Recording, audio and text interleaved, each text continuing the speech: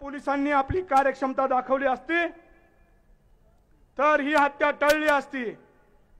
हा जो वाल्या कराड आहे, याचे जे पंटर आहेत यांच्यावर खंडणीचे गुन्हे दाखल होते, यांच्यावर अट्रॉसिटीचा गुन्हा दाखल करण्याचा प्रयत्न झाला, मात्र या गुन्ह्यांमध्ये पोलिसांनी त्यांच्यावर कारवाई केली नाही आणि म्हणून हे माजलेले गुंड पुढे गेले आणि संतोष भाईची हत्या झाली।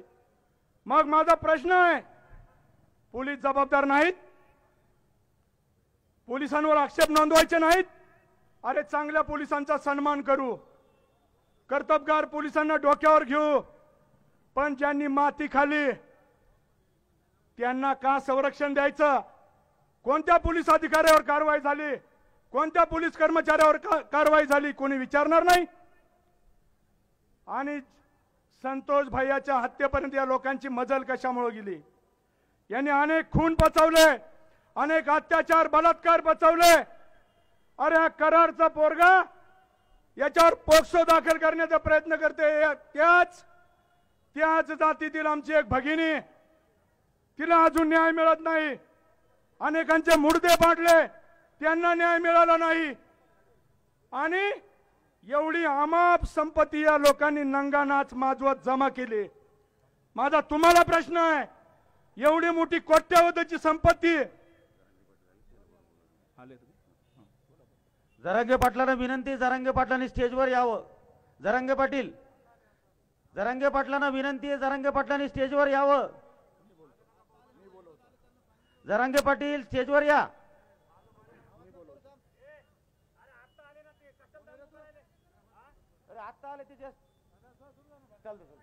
हा मनोज जरांगे पाटलांना विनंती, आपण इकडे यावं।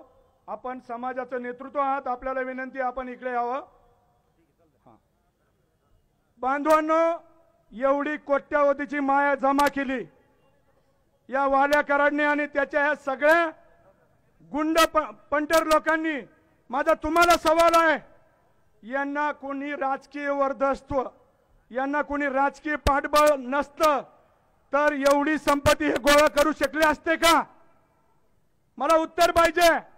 गोळा करू शकले असते? नाही, कारण यांना पाठीराखा आहे आणि तो जर पाठीराखा आजही राजकीय नेतृत्व म्हणून मंत्रीपद भूषवून तसाच शाबीत या समाजात सगळा नंगा नाच करून उघड्या डोळ्यांनी फिरणार असेल तर या प्रकरणाला न्याय मिळेल का? या प्रकरणातल्या आरोपींना शासन होईल का?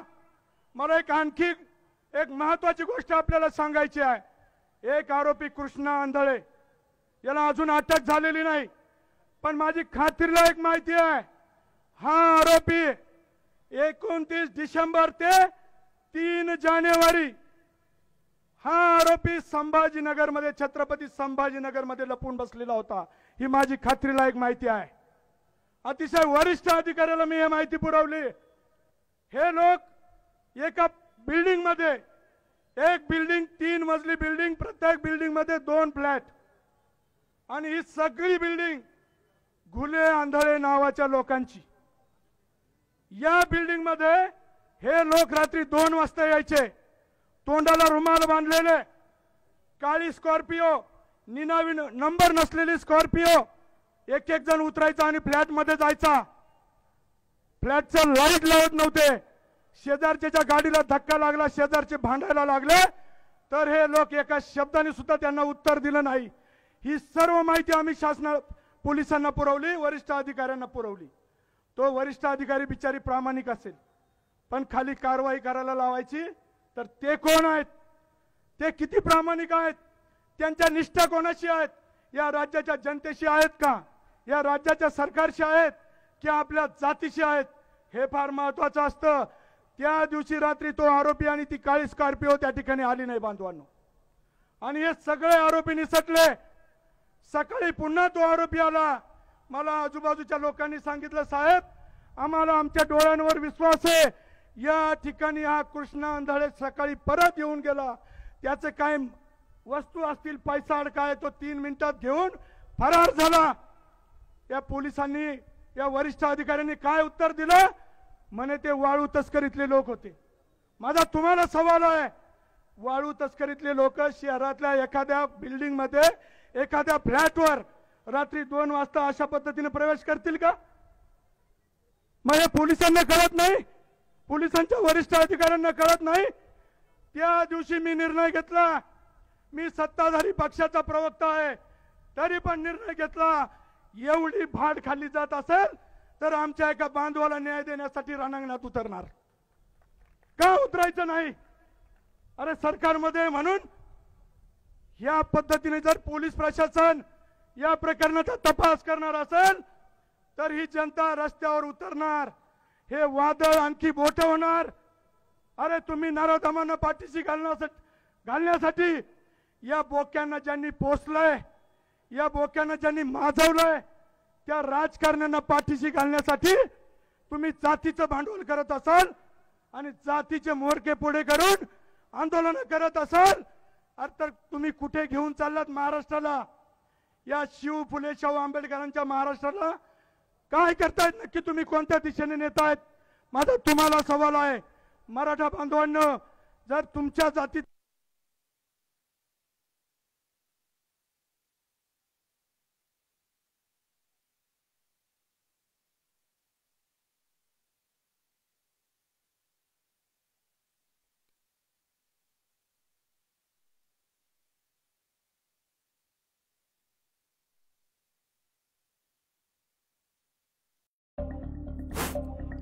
मैं तैयार हूं.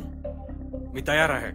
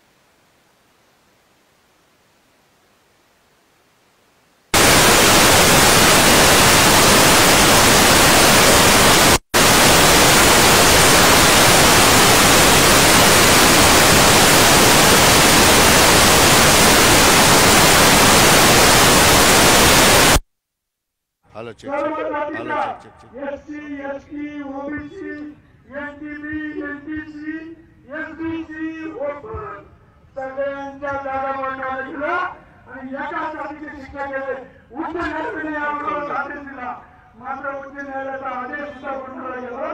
अशा प्रकारे जालना जिल्ह्यामध्ये मोर्चा अंबट चौफुलीला पोहोचलेला आहे. सभेमध्ये रूपांतर सुद्धा आपण झालेलं आहे. मान्यवरांची भाषणं त्या ठिकाणी होतात आणि या स्टेजवर आपल्याला बघू शकतो आपण देशमुख यांचं कुटुंब दिसत आहे, सगळ्या गोष्टी दिसतात. मात्र ठळकपणे ज्या मोर्चामध्ये मनोज जरांगे पाटील स्टेजवर दिसायचे त्या जालन्याच्या सभेमध्ये स्टेजवर बसलेले नाहीत. तर अगदी आपण बघू शकतो सगळ्यात शेवटी लोकांमध्ये मनोज जरांगे पाटील इकडे येऊन बसलेले आहेत. नेमकं आज ते पाठीमागे येऊन बसले आहेत, काय कारण आहे माहीत नाही. मात्र प्रत्येक मोर्चामध्ये मनोज जरांगे पाटील हे त्या मोर्चाचं आकर्षण असायचे, त्या सभेचं आकर्षण असायचं. मात्र मनोजदादा जरांगे आज इकडं बसलेले आहेत आणि शांतपणे का बसलेले त्या ठिकाणी आपण त्यांच्याशी थोडंसं बोलण्याचा प्रयत्न करूया. दादा, आज स्टेजवर नाही तुम्ही?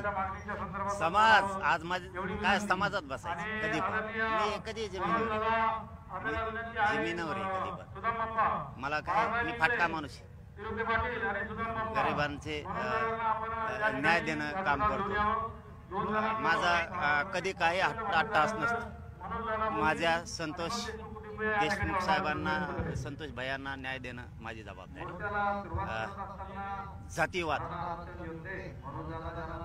न होणं ही जबाबदारी. आणि कुठं बसलं समाजनराव आणि आज पांढरावळे बसून नाही काय व्यासपीठावर वर काय खाली काय एकच आपलं काय ना आपण समाज म्हणून कुठं जातो कसा कच बसतो पण न्याय तळावर बसूनच घेणार सुट्टी देणार नाही गुंडाला आणि फंडाला या.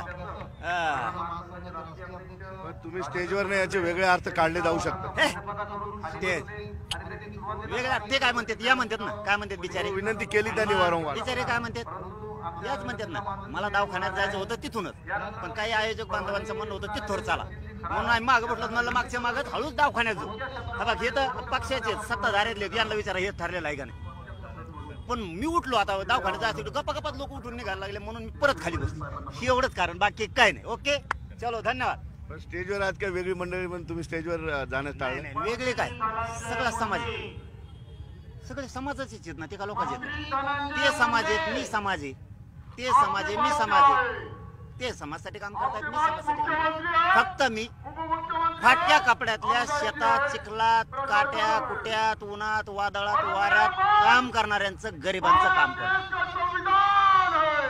तेवढ्यासाठी मी गरिबाचं काम करतो. संतोष भाईला न्यायासाठी काम करतो.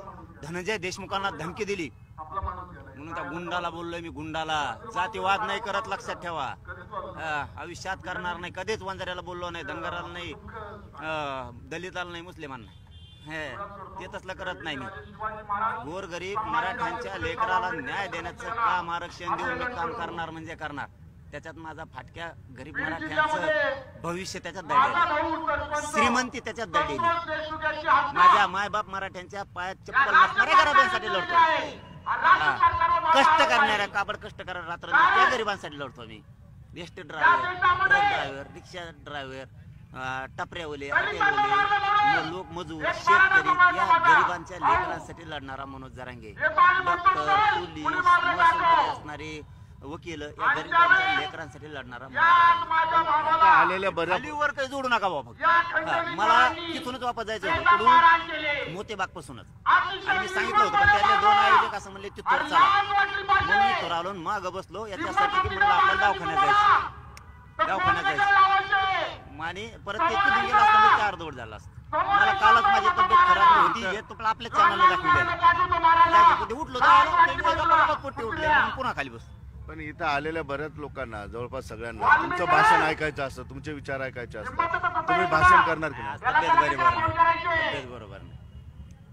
मी कायम समाजात राहणार आहे. मी कायम समाजाचा कायम गरजवंत गरीब मराठ्याचा कायम मरुस्तर.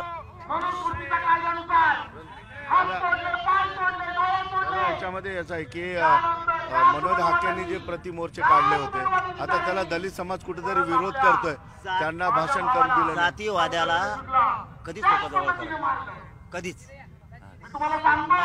सूर्यवंशीला वाकोडे साहेबाला संतोष भाई कसा न्याय मिळत नाही ना बघतो आम्ही बी. फक्त सरकारनं फसवाव गाठ आमच्या एक बी आरोपी सुटत येते. हाकेंना आता विरोध सुरू झाले होतेच आमचे नाव घेतले त्यांना विरोधक मानत नाही. आज शब्द बोलतो विरोधक मानल्यावर बघू ना लोक जाती कोण करतात जातीवादी कोण आहे लोकांना पक्का माहिती. ही फाटक्या कपड्यातल्या गरीब मराठ्यांना मोठं करायचं काम करतो. लेकरांचा आवाज त्यांच्या दारिद्र्यापासून त्यांना मुक्त करायचे त्यांना नोकऱ्याकडे न्यायचं भविष्याकडे न्यायचं एक काम करतोय. गरिबांसाठी लढणार आणि मरणार सुद्धा आणि हटणार नाही. सुरेशांना धस सुद्धा दिसत नाही होता. ते काय मला माहित नाही. राजकारण विषय वेगळा महाविषय वेगळा. मी गरीब आहे कायम ग्राउंडवर आहे कायम ग्राउंडवर आहे. पण या ठिकाणी बघितलं मनोजदादा जरांगे यांना वारंवार विनंती केली गेली स्टेजवर या परंतु ते लोकांमधून बस. Instant loans at your fingertips. Download Funds Mama now. Need cash fast? Look no. सभा झाल्यानंतर ते पुन्हा रुग्णालयात उपचारासाठी जातील. सुधीर जाधव सह सिद्धार्थ गोदाम न्यूज 18 लोकमत चालू. माझी प्रमुख मागणी आहे माझी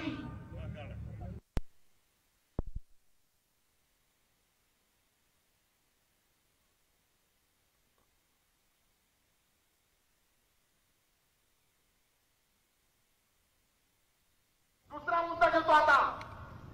माझा भाऊ सोमनाथ सुरेशी फायरिंग कस्टडीमध्ये. त्याची आई म्हणते अरे कोणतरी साखर करून दे बाबा आणि कुणीतरी साखर करून दे बाबा. पण बाबा करत नाही. बाबा कशाला पैसे? अरे पैसे देतो बाबा, पैशाने जीव देता हो फडणवीस साहेब. ते 250 वार त्यांच्या शरीरावर करत होते. 3 ते 3.5 लिटर रक्त त्यांचं या ठिकाणी गोठलं होतं. यावरून लक्षात घ्या किती वेदना संतोष अण्णाला झाल्या असतील. तेवढ्याच वेदना मला देशमुख कुटुंबियांना सांगायचंय की या महाराष्ट्राला झाल्या. या महाराष्ट्रातल्या प्रत्येक तरुणांना, माता भगिनींना अश्रू या ठिकाणी अनावर झालं होतं. सगळ्यांनाच या गोष्टीचा त्रास झाला. त्यामुळे मला या ठिकाणी सर्वांना विनंती करायची आहे. पुन्हा एकदा सांगतो, हा मोर्चा कुठल्याही जातीच्या विरोधात नाही. हा मोर्चा या क्रूर पद्धतीने हत्या करणाऱ्या नीच प्रवृत्तीच्या विरोधात आहे. आणि निश्चित स्वरूपात आम्हाला विश्वास आहे या ठिकाणी चौकशी चालू आहे. परंतु आमचं पुन्हा सरकारकडे मागणं आहे की हा एक जो आरोपी राहिलेला आहे त्याला सुद्धा अटक करा आणि या सर्व आरोपींना एवढी जबर शिक्षा द्या की येणाऱ्या काळामध्ये या महाराष्ट्रात कोणी खंडणी मागितली नाही पाहिजे. या महाराष्ट्रात कोणी अपहरण केलं नाही पाहिजे. या महाराष्ट्रात कोणी खून करण्याची हिंमत केली नाही पाहिजे. अशा प्रकारची शिक्षा या सरकारने करावी. अशा प्रकारची मागणी आम्ही या ठिकाणी आयोजकांच्या वतीनं आणि देशमुख कुटुंबियाच्या वतीनं आणि जालना जिल्ह्यातील सर्व समाज बांधवाच्या वतीनं आम्ही करतो. आणि मी या ठिकाणी थांबतो. जय हिंद, जय महाराष्ट्र. यानंतर या ठिकाणी सर्वच जाती धर्मातील